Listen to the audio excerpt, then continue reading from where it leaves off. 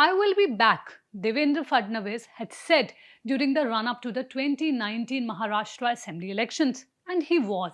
But within 3 days in November 2019, a day before floor test in the Maharashtra Assembly, the then Chief Minister Devendra Fadnavis resigned from his post, realizing that he didn't have the numbers needed for his government to continue. Back then, Fadnavis's words, I will be back, was made popular by the opposition to write him off, not just as the Maharashtra CM, but as a political leader as well. Cut to today, the Maharashtra Assembly election results have proved that the senior BJP leader is not only back, but he is back in style.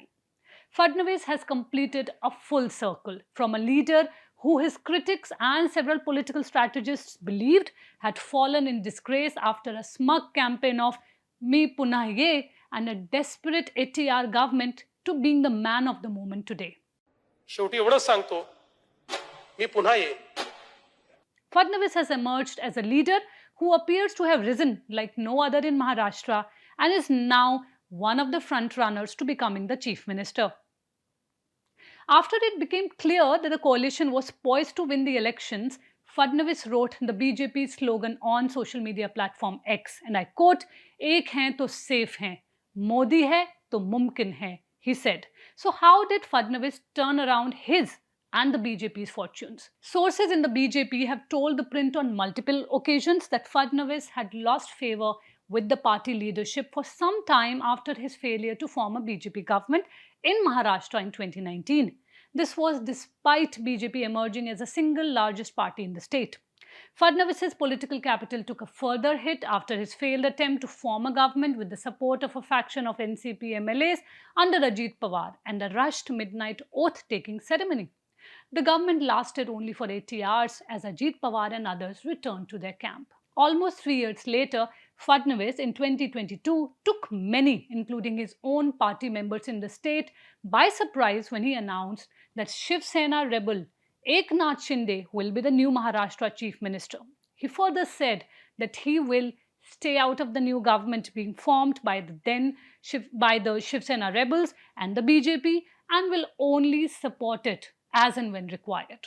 However, a little ahead of the swearing-in ceremony at Mumbai's Raj Bhavan, a third chair was added on the dais, and Fadnavis was sworn in as a deputy to CM Shinde after having been his boss for 5 years as part of the 2014-2019 BJP Shiv Sena government in the state.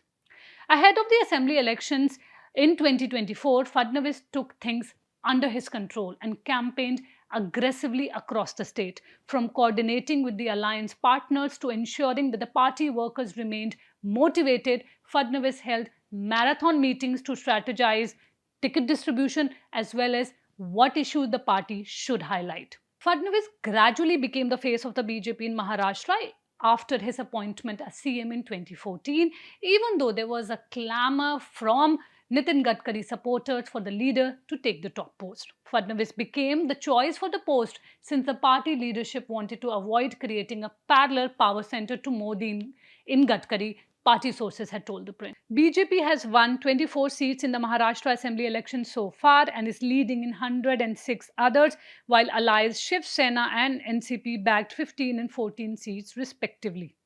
The role of Devendra Fadnavis is being discussed as one of the major reasons behind the party as well as MVA's spectacular performance in the Maharashtra Assembly elections. Those supporting Devendra Fadnavis, including a number of BJP leaders in Maharashtra, have already started demanding that he be made the chief minister. Will the BJP take that decision or will have to go ahead with Eknath Shinde is something that the party will have to decide in the coming few days. We will keep you updated with this and much more. Keep watching The Print.